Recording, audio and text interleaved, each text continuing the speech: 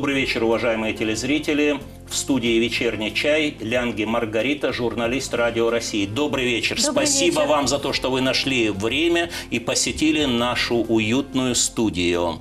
Маргарита, вы знаете, совсем недавно республика отмечала радостную, ну и одновременно с тем печальную, грустную дату. 9 января – восстановление республики, возвращение из депортации на родину. Но я знаю, что вы тоже имеете отношение к Казахстану и что он тоже сыграл в вашей жизни значительную роль. А вы можете об этом подробнее? Ну, Казахстан – это моя родина. Я родилась в Северном Казахстане. В отличие от чеченского народа, которому разрешили вернуться, российским немцам, в общем-то, государственности не вернули. И я полагаю, что, наверное, это уже и не произойдет. Возможно, это уже и, наверное, не нужно.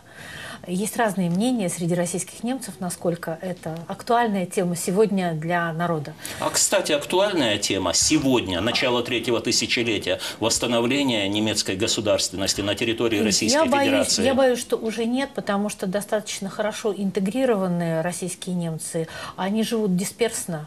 То есть говорить о неком компактном проживании уже не приходится просто ни в каком виде. Есть два национальных района, один в Омской области, другой в Алтайском крае, Хальпштадт и, соответственно, другой район, который...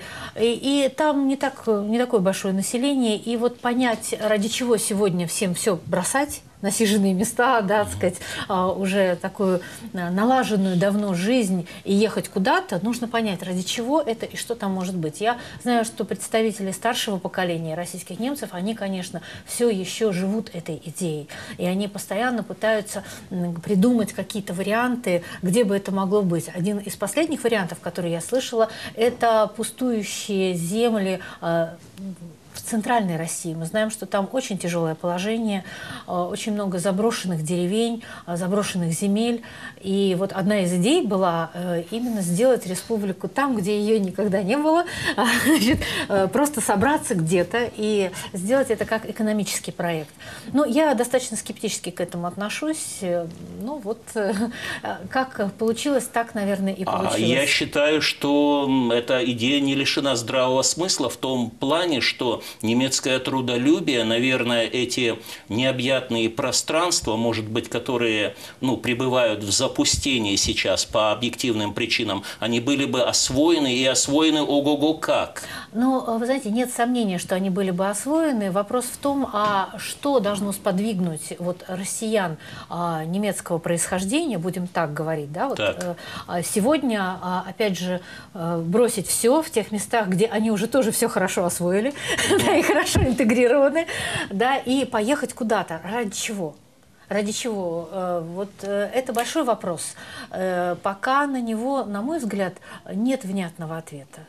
Есть только какие-то популистские идеи, есть популистское желание, но вот, допустим, какая-то группа людей, которая организованно бы сказала, несмотря ни на что, мы приедем туда. В конце концов, никто не запрещает сегодня и сейчас ехать в Саратовскую область, в Энгельсовский район. Это Поволжье, да, где Поволжье, и была, собственно. Да, это другая сторона от Саратова, то есть вот Волга, вот Саратов, а с другой стороны Энгельс.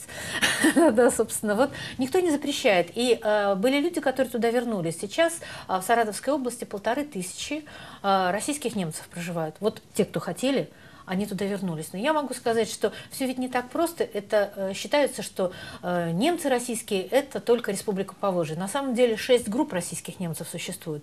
Мои предки, например, они из Пруссии, из границы. Это волынские немцы. Нет, не Кёнигсберг как раз. Это вот граница Украина, Польша. Да, вот на этом месте. Были, именно оттуда. Да, именно волынские немцы. Есть крымские немцы, да, и есть, в конце концов, извините, тифлисские немцы. Да, есть очень много разных видов немцев, да, и у них даже языки разные.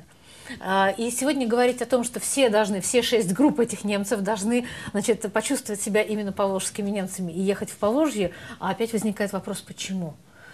Здесь еще другая проблема. В отличие, может быть, от других народов репрессированных, у российских немцев достаточно серьезные были такие интеграционные процессы даже на уровне браков. Вот, например, на примере даже моей семьи. Родители, у меня папа немец. И он действительно там до того, как пойти в школу, он говорил только вот на платдойче, то есть на вот этом диалекте, там же в Северном Казахстане. Дальше он выучил, естественно, русский и так далее. Вот у него есть брат и сестра, то есть моя дядя, моя тетя. Ни у кого из них супруги не этнические немцы. Да, вот у моего отца моя мама русская, у другого, у старшего брата полька, вот, и, соответственно, сестра вышла замуж за белоруса. То есть нет худа без добра, если бы не это великое советское переселение народов, может быть, вы бы не были тем, кто вы есть сейчас. Ну, наверное, да. То есть я бы, наверное, точно не появилась, если бы не эта депортация. Как и я, впрочем. Потому что вот так вот получилось, что вот эту часть депортировали, а со стороны вот мамы получилось так, что тоже были выселены, но, как ни странно, из Сибири. Причем самое фантастическое, когда я пыталась вот найти то место, откуда выслали предков моей бабушки, бабушку, собственно, мою, да, то оказалось, что потом там было немецкое село. То есть туда потом оттуда выслали раскулаченных русских, их выслали в Среднюю Азию, все забрав у них, потому что они были слишком хозяйственные. Вот у них все было хорошо в этом плане, да, у них все это забрали, и их, так сказать, фактически без ничего выкинули в Среднюю Азию. Еще вот до войны. А в это место надо было кого-то переселять, да, я все думала, ну куда можно сослать из Сибири? Оказывается, можно, в Среднюю Азию. А вот кого-то, да, сослали вот на то место. И вот та деревня Покровка, как раз на границе Новосибирской и Омской области, там где-то в лесах, мне сказали, что там сейчас как раз вот остатки, опять же, немцев, которых выслали, в свою очередь, из европейской части. Понимаете, вот такое вот у нас фантастическое переселение. А вот, Маргарита, власть и народ – это, ну, наверное, одна линия советской жизни. А вот вы учились в школе, там же, видно, были классы многонациональные. Ну, в Казахстане, конечно, мы все были многонациональные, конечно, никто не смотрел, кто и кто. И более того, я могу сказать, что в Целинограде, нынешняя Астана, что потом в Алма-Ате, где мы жили, у нас в классе даже, могу сказать, что казахов меньшинство было. У нас не так много было, да, вот казахов, у нас были представители самых разных национальностей. Мы, конечно, да, не смотрели на это. И вообще, вы помните, что в советское время, конечно, об этом не говорили, и как-то не принято было на этом акцентировать внимание. Хотя дома, конечно, да, говорили, да, и, конечно, какие-то первые проблемы, вот, связанные с моим этническим происхождением, как ни странно, начались в университете.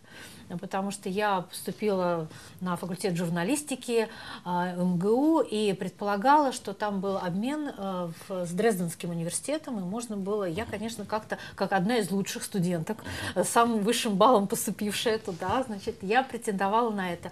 Но это были советские времена, и мне сказали, это что, с такой фамилией? Для меня это было, я могу сказать, что то есть шок, пятая графа. Шок и удивление. Мне сказали, о чем ты думаешь? Ты вообще, ты даже не думай.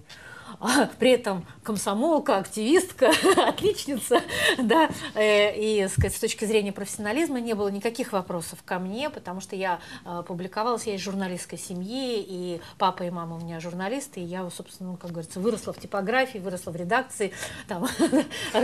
Вот поэтому вот для меня вот это было удивление.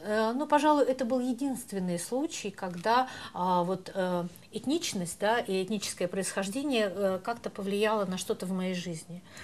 Больше, пожалуй, больше не было. А вы знаете, моментов. Вот когда наши старики или старшее поколение говорят о Казахстане, некоторые говорят о депортации как о трагедии, а некоторые почему-то, не знаю почему, они с какой-то ностальгией, щемящей болью вспоминают, и я понимаю, что они хотели хотя бы на день оказаться в той атмосфере Казахстана, в которой они были. Джезгазган, Акмоленск, вот эти города. Но вы ведь тоже, это Целиноград, да, вы ведь тоже сказали, что вы депортацию, ну, особой трагедией такой для вашей жизни не считаете. А что там такого? Ну, вы понимаете, ограничения, депортацию-то лично я не пережила, я просто уже Я родилась. понимаю, вы да. в семье Да, в тех, семье. кого...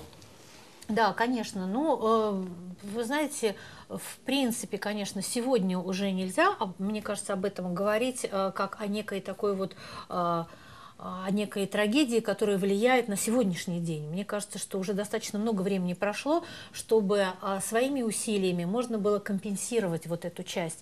Ведь, опять же, долго не говорилось, но для российских немцев были некие ограничения не только по передвижению, в отличие от чеченцев, ингушей и других народов Кавказа, которые были репрессированы и потом реабилитированы и вернулись. Да? Были ограничения ведь и по образованию, и по передвижению. Например, мой отец для того, чтобы поступить в университет, вынужден был, ну, фактически совершить противоправные действия. То есть он сказал, что он пойдет там в соседний МТС, значит, устраиваться там каким-то трактористом, а сам взял свой паспорт, потому что, помните, в те времена, да, паспорта хранились, да, не у граждан, да, и через степь ушел, значит, к железной дороге, сел на поезд и доехал до Алматы и поступил в университет. Вот так просто ему бы не выдали этот паспорт, при том, что он, опять же, отслужил в армии, да, то есть все обязательные моменты были выполнены. И вот были какие-то ограничения, но когда я уже родилась, никаких ограничений не было. То есть я поступала в Московский университет, ну, только потому, что, да, я вот прошла, я готовилась, да, я старалась, и здесь не было никаких ограничений. То есть уже вот к этому моменту их не было. Поэтому вот еще на наших родителей, конечно, это оказывало влияние. Но дальше я наблюдала очень много спекуляций на эту тему. А об этом подробнее можете сказать? Да, Потому конечно. что действительно обидно, когда на трагедии начинают зарабатывать какие-то дивиденды. Ну, вы знаете, вообще с российскими немцами достаточно такая печальная история в этом плане произошла. Когда в 90-е встал вопрос, опять же мы возвращаемся к возрождению Немецкой Республики, то вот именно склоки внутри движения российских немцев помешали этому процессу. Я в этом глубоко уверена, потому что я как раз достаточно активно участвовала в этом, да, движении, не в склоках имеется в виду, да, а вот в национальном движении. И могу честно сказать, очень сильно разочаровалась в этом. Потому что я увидела, что люди больше всех кричали о депортации, о каких-то угнетениях, о чем-то еще. Люди, которых это вообще не коснулось, которые на этом спекулировали, которые потом, благодаря этому, въехали в Германию, получили там, значит, какие-то преференции. То есть это, знаете, это был способ просто покинуть страну. И уже не важно, что случилось с теми, кто здесь остался. Потому что я никогда не рассматривала Германию как говорят, там, свою историческую родину или свою какую-то родину. Я родилась в российском государстве, как бы оно ни называлось, СССР, Российская Федерация. СССР. СССР, да, рожденный в СССР тоже, да. Как бы это моя родина. И могу сказать, что даже иногда меня, ну, немножко обижают, когда говорят, ну как же, у вас же есть там родина, Германия. У меня нет родины, родина только здесь. Родина, где я родилась, где могилы моих предков, а могилы здесь. Вот, поэтому вот эти люди в немецком движении использовали этот фактор для того, чтобы, с одной стороны, вызвать дикое раздражение у власти. Мне кажется, что у чеченского народа та же трагедия произошла, потому что были люди, которые тоже в начале 90-х ввергли республику в какой-то ужас, кошмар, да, и хаос, из которого сейчас еще, слава богу, выходит. Хотел сказать на своей шкуре, вот на себе испытал как раз то, что вы сейчас озвучили. А вот как раз у немцев получилось так, что делались дичайшие политические заявления, обвинения не в расчете на то, чтобы решить проблему, а в расчете на то, чтобы обратили внимание на Западе и сказали: о, какие молодцы, о, какие они герои, да. И потом эти герои паковали чемоданы, уезжали из страны, да, а тема здесь оставалась. А те проблемы, которые задавали, оставляли тем, кто остался. Поэтому у меня даже такое подозрение, что никто из тех, кто якобы даже ратовал за республику, за восстановление республики, они и не хотели этого. Они хотели спекуляций и хотели просто себе багажа для того, чтобы выехать из страны. Это очень недостойное, на мой взгляд, поведение. О моей такой позиции знают среди российских немцев, да, не все ее приветствуют, и я знаю, что там в интернете очень много всяких, значит, разговоров о том, что Значит, может быть, я не совсем права, но я искренне считаю, что вот выезд российских немцев в тот период в Германию – это чистой воды колбасная иммиграция, как говорится. Да? То есть они поехали не за культурой, не за языком, потому что там другой язык и другая культура. Да, это уже совсем не то, что было у наших предков вот здесь. Язык даже другой. Они поехали, просто воспользовались моментом. И очень многие из лидеров национальных, так называемых, да, назовем их в кавычках, они как раз вот на этом очень сильно спекулировали. И в результате республика, когда она могла появиться, как раз в 90-е она могла появиться, но она не появилась благодаря именно усилиям этих людей. И она уже, наверное, никогда не появится. Это исторический факт, на мой взгляд. Ну, да? Ничего, вы знаете, у вас есть ваша собственная позиция, и она вызывает искреннее уважение у зрителей «Вечернего чая», у меня лично, да и у всех окружающих. Вам спасибо за это. Но скажите, Маргарита, кстати, у нас чай не бутафорский, он самый настоящий, поэтому вы не забывайте. Скажите, Маргарита, а то, что вы стали именно радиожурналистом, а не печатные СМИ, не тележурналистом. А это был сознательный выбор или это случайность? Это скорее, наверное, случайность, потому что родители мои, они в печатной прессе, и я тоже, в общем-то, изначально даже по образованию у меня газетное отделение, и я так и предполагала. Но мне всегда было интересно заниматься межэтнической тематикой. Вот я не знаю, какой-то пунктик такой был, да, возможно, потому что я видела, что вот этой темы почему-то нету, она табуирована. Она табуирована была в советской журналистике, а я считала, что о ней можно и нужно говорить с разных вы начинали сторон. В советское время уже да, работать? Да, конечно, да. Я в 88 году я закончила факультет журналистики, и излет совсем, да, вот такой совсем излет, но в принципе я лет с 14 Да, это была активно... болезненная тема и табуированная, скорее всего. Но я все равно считала, что она нужна. И как-то, не знаю, имела то ли такую, знаете, юношескую такую удаль или еще что-то такое. Но мне предлагали очень серьезные по тем временам места трудоустройства, то есть «Комсомольская правда» в советское время это, да? Вот. Ну и сейчас это тоже очень серьезно. Но чтобы выпускницы предлагали, я сказала, хорошо, я приду, но только при одном условии, если вы мне разрешите хотя бы иногда писать на эту тему. Мне сказали, нет. Тема межэтнических отношений. Да, межэтнических отношений. Мне всегда это было интересно. Сказала, нет, значит и я нет. Но дома, конечно, были очень удивлены всем этим. Ну, сказали, ты решаешь, ты... как ты считаешь нужным. И вот как раз в 91 году, в 90-м году, когда появилась Радио России, я, опять же, появилась совершенно в другом виде журналистики, да, радио это совершенно другое. Там даже как журналист пишущий могу сказать, что даже текст пишется по-другому, так же, как, впрочем, и на телевидении, да, все по-другому. То есть вроде бы слова одни и те же, да, но всегда нужно рассчитывать и дыхание, нужно рассчитывать интонации. То есть там много всего есть своего. И я, опять же, имела такую, так сказать, не знаю, может быть, даже некоторую наглость, наверное, да, прийти на Радио России и сказать, что вот я хотела бы заниматься этой темой. Посмотрев, как я работаю, им просто, наверное, на каком-то этапе хотелось заполучить этого журналиста. Это был 90-й год. Да, 91-й год, причем даже, знаете, удивительно, я устраивалась на Радио России как раз за день до путча и во время путча. Это было вот что-то фантастическое. У меня даже в трудовой книжке стоит, что у меня момент принятия на работу на Радио России это 18 августа 91 года.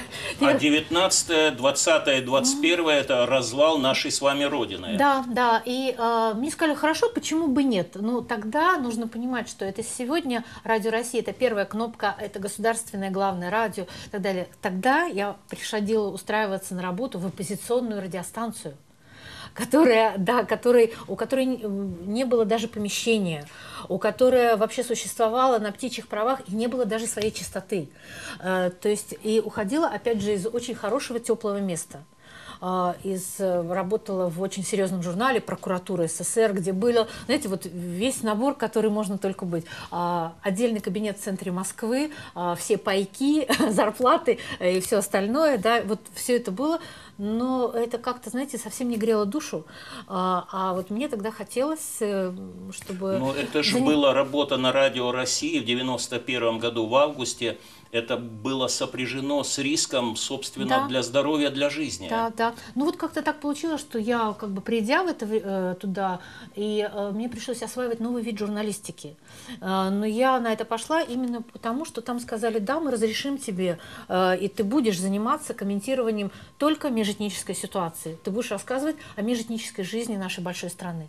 Этого для меня было достаточно, чтобы вот уйти из печатной прессы, уйти в радиожурналистику. Ну, собственно, вот так как-то все и получилось. Я так узнал, что вы занимаетесь проблемами борьбы с ксенофобией, с межэтническим, этническим экстремизмом. А об этом можете подробнее? Ну, вы знаете, когда у нас подрастает поколение, которое не знает о многообразии страны, все-таки вот люди, которым 40 и старше, у них есть вот эта прививка дружбы народов. Они толерантные. Прививка, я бы даже сказала, дружбы народов. Мне больше нравится этот термин. Потому что я с вами абсолютно согласен. Это я что-то вернуть хотел, но... Да, вот толерантность это было на каком-то этапе, такие западные кальки. Мне кажется, что вот то, что мы обозначали в советское время дружбой народов, и то, к чему мы сейчас пытаемся вернуться, вот это взаимодействие между народами, это намного более высокий уровень взаимоотношений, нежели толерантность. Толерантность для нас, людей, рожденных в СССР, это 3 шага назад. Вот я уверена, что просто терпеть и, так сказать, сцепить зубы и говорить: ну ладно, я тебя терплю, да, это для нас 3 шага назад. Мы давно научились жить в системе, когда мы друг другу помогали. Вернемся в тот же Казахстан. Когда мне говорят: скажи толерантность слова, произноси, внушай в каком-нибудь учебном заведении, я думаю то же самое, но я почему-то не обозначаю вслух свою позицию, которая совпадает с вашей. Ну, я думаю, что теперь нам и президент дал четкие ориентиры, да, по поводу и слова толерантность, и наших каких-то традиций, которые есть в нашем обществе давно. Вот если мы вернемся в тот же Северный Казахстан, да, ведь назвать ту взаимопомощь и взаимовыручку, которая была между народами, что репрессированными, что не репрессированными, это не толерантность, это было намного больше. Ведь и не будь этих отношений, мало кто бы выжил. Потому что я помню, как мне отец рассказывал, как привезли чеченцев. Он уже к этому моменту... Ну да, ему уже было... То есть он это видел, он очевидец несколько лет ему было, да, вот он был маленьким совсем, да, и он помнит, как вот, да, и как трудно адаптировались. То есть в 41-м, да, привезли немцев, соответственно, да, там и поляков вот с этих территорий, а потом уже, значит, уже это 44-й год, 44-й. да, 23 февраля, и помнит, как приходили ребята в школу, не знали русского языка, а эти уже тоже, значит, они выучили русский язык как-то, и они помогали друг другу, да, когда они видели, как люди из теплого края приехали, а там минус 40, да, это знают те, кто в Северном Казахстане жил, да, и там очень суровый климат, и помогали и учить язык, и вот он мне говорил, что был мальчик в их классе, Джабраил, и что он запомнился, что он, значит, не говорил, ему трудно было учиться, и мой папа помогал ему, да, и прикрепили как-то тогда же прикрепляли, вот, да, чтобы он помогал, да, ему. И вот этот мальчик, он говорит, что его дедушка все время кинжалом брил голову, наголо, да, и все очень переживали, говорят: ну как же, там же холодно, а его еще и бреют, значит, там бы хоть бы, может быть, теплее было с этими волосами, да, но это вот была традиция, и вот он это запомнил, да, и запомнил также, что когда уезжали, тоже то, что удивило моего отца, он сказал, что, знаешь, они собрали, пошли на кладбище и уезжали, не было много имущества, но ехали домой с чемоданом костей своих, тех, кто умер там. И вот это вот огромное уважение было. И вот я, собственно, да, о чеченцах узнала так, да, что вот были люди, которые, возвращаясь, увозили останки своих предков на свою родину. То есть это, понимаете, вот так узнавать друг о друге. Это намного лучше, чем через то, что есть какие-то люди, которые стреляют, значит, как только им что-то в голову придет, и чуть что начинают где ни попадя танцевать лезгинку. Почему лезгинку? Чего лезгинку? Вот, понимаете, уже растет поколение, которое узнавала друг о друге, о многонациональности своей страны через какой-то негатив. Не через уважение, как мы, не через взаимопомощь, как мы, не через какое-то взаимопроникновение вот этих культур, а через что-то другое. Это очень опасно для страны. И мне кажется, что единственное место, где мы можем этому противостоять, это информационное пространство. Потому что сейчас крайне сложно стало передвигаться по стране. Не потому, что кто-то запрещает, как в репрессированные времена, да, там нельзя, если ты немец, нельзя выезжать, тебе паспорт не дадут, еще что-то, а по экономическим причинам. И я знаю, что очень многие из Кавказа боятся детей отпускать в центральную Россию, да, в центральной России боятся отпускать там молодежь куда-то там на юг России, да. Мы начали друг друга бояться. Вы вспомните, такого не было никогда. Это очень опасно, когда в стране граждане друг друга боятся.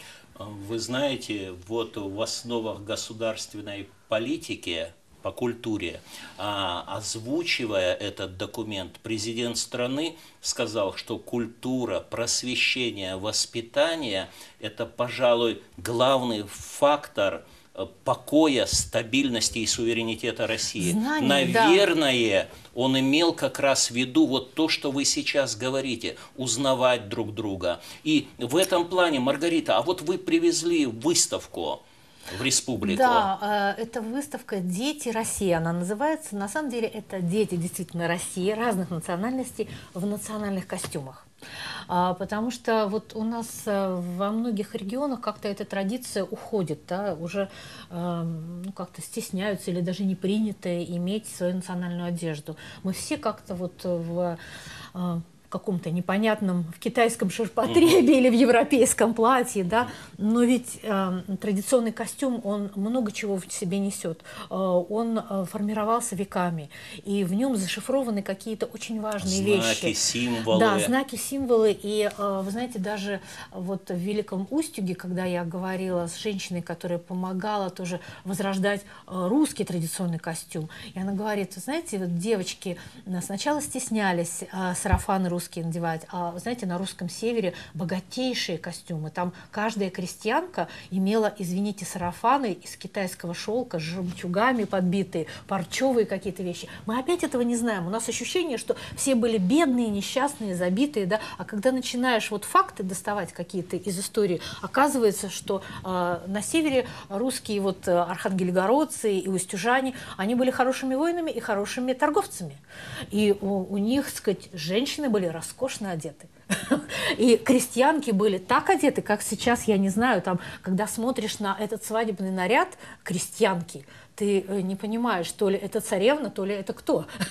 Вот это удивительно. И вот эта женщина говорила, девочки сначала стеснялись в сарафанах ходить, вот в этих расшитых, все, а потом как бы невзначай стали, ну вот они идут на мероприятие, и они стали проходить через город. И они видели, как на них смотрят, они стали себя по-другому чувствовать. И вот, знаете, потихонечку, вот костюм, он очень много дает. Он дает какое-то и возвращение к памяти предков, и какую-то гордость, и что-то еще дает. Вот он что-то неповторимое дает. И мне кажется, что ну, мы, может быть, не можем ходить каждый день в национальном костюме, может быть, это и не нужно. Но мне кажется, что должны быть какие-то моменты, когда мы должны надевать эти костюмы. Да, и наши дети тоже должны носить эти костюмы и гордиться своей непохожестью, и в то же время уважать непохожесть других. Поэтому вот мы просто кинули клич. Это выставка, которая сформирована из фотографий непрофессиональных фотографов, обычных граждан России. Мы объявили этот конкурс, мы удивились, как много пришло фотографий. Своих детей фотографировали, на каких-то мероприятиях фотографировали. И когда мы увидели, мы поняли, что это фантастическая палитра сегодняшней жизни России. И ее нужно показывать и видеть. И вот у нас уже она была в Туле, она была в Москве. После Грозного она поедет в Самару, в Ижевск, в Петрозаводск. Ее везде ждут, и всем хочется посмотреть. И меня очень порадовало, что даже в Чеченском государственном университете проректор по воспитательной работе сказал, а может быть, вы нам ее оставите? Я говорю, говорю, ну, если бы ее не ждали еще. Я говорю, я вам пришлю электронный вариант, вы можете распечатать? Она говорит, да, и мы добавим туда детей чеченских в национальных костюмах. Мне кажется, что это очень важная вещь. Маргарита, наша Родина, Российская Федерация, многолика, красиво и прекрасно выходит. Очень прекрасно. Ну, знаете, ну вот смотришь на нанайскую девочку с берегов Амура, да, какая она хрупкая, какая она вот нежная, и как красив ее костюм, да, и вот как красиво то, что вложили, как бы, и передали предки. Смотришь на, допустим, русский костюм, татарский костюм. Это так красиво. И в этой выставке есть еще одна особенность. У нас есть представление такое, что вот 193 народа, и все они, если татары, то они обязательно должны жить в Татарстане. Но ведь это не так. Мы все давным-давно перемещались по стране, и это нормально тоже. И есть, допустим, там есть фотографии, где татарское село в Красноярском крае. Даже так, да? Да, и сидят дети в национальных костюмах в Красноярском крае, татары.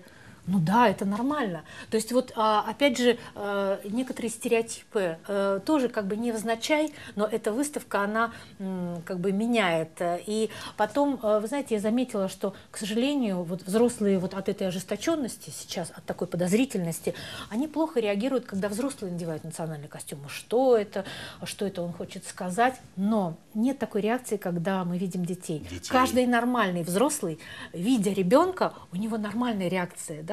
Он сразу начинает улыбаться, ему сразу это нравится, и сразу совершенно по-другому воспринимается. Мы решили использовать этот прием, да, использовать. Вы великолепный поступок, и мы вам очень благодарны. Поэтому вот Маргарита, я рада. и знаете, я хотел бы вам задать такой вопрос. А как вы оцениваете русский язык в исполнении теле-радио-ведущих? Ну, нет, почему-то те пределы дозволенного, которые были у советских дикторов, телеведущих, они с легкостью преодолены сейчас. Вы знаете, это ведь тоже одно из следствий этого, это некая оптимизация, да? Оптимизация того, что на каком-то этапе, допустим, начали сокращать редакторов речи. Ведь даже когда начиналось Радио России, у нас было несколько человек, которые невозможно было выйти в эфир до того, как ты не пройдешь обучение, и с тобой не позанимается редактор речи. Мне, например, голос ставили. Я пришла, то есть я умела хорошо писать, формулировать, но у меня был абсолютно пионерский голос. Знаете, такое пионерское зорька. Представляете, таким вот голосом пионерской зорьки рассказывать о межнациональных конфликтах, это, конечно, я не знаю, только какая-то юмористическая, наверное, программа была. И был Борис Павлович Лишенко, который занимался со мной, и за 2 месяца мне поставили голос, как говорится. Да? И, конечно, я тоже приложила усилия, и он тоже сказал, что это чуть ли не уникальный случай, когда так быстро это произошло. Но, тем не менее, вот этим голосом я продолжаю пользоваться до сих пор в эфире. Там, да, вот он совершенно стал другим, не таким, каким я пришла. То есть это тоже специфика работы. Так вот, могу сказать, что потом на каком-то этапе стали экономить деньги и сокращать редакторов речи. И вот отсюда и начались. Потом были люди, которые следили за эфиром, и если вдруг какие-то ошибки, то есть люди старой школы помнят, что несколько или даже одно неправильно поставленное ударение в эфире – это повод снять премию. Это достаточно серьезно регламентировалось. Сейчас этого нет. Никто, если кто-то заметил, это да, тебя пожурят, если уж вопиющие какие-то вещи. Но сейчас, к сожалению, вот эта вся система уходит. Вот как только уходит эта система, мы имеем то, что мы имеем, вот сползание. Маргарита, к сожалению, вы до того удивительно, интересно и красиво говорите, что я не заметил, как наше время уже истекло. У вас есть 40 секунд обратиться к жителям республики. Я желаю жителям республики мира, добра, взаимопонимания. Я восхищена тем, каким стал Грозный. Я видела те ужасные фотографии, которые были в 90-е годы. Я с радостью увидела Грозный, какой он сейчас. Я надеюсь, что и дальше республика будет процветать. И, собственно, всем этого и желаю. И надеюсь, что жители, которые уехали отсюда, русскоязычное население, оно обязательно вернется. И вот, да, Чеченская республика будет такой же многонациональной, какой она была до всех этих трагических событий. Вам спасибо, а вам я напоминаю, что в гостях в студии «Вечерний чай» была Лянги Маргарита, радиожурналист. Спасибо. Спасибо вам.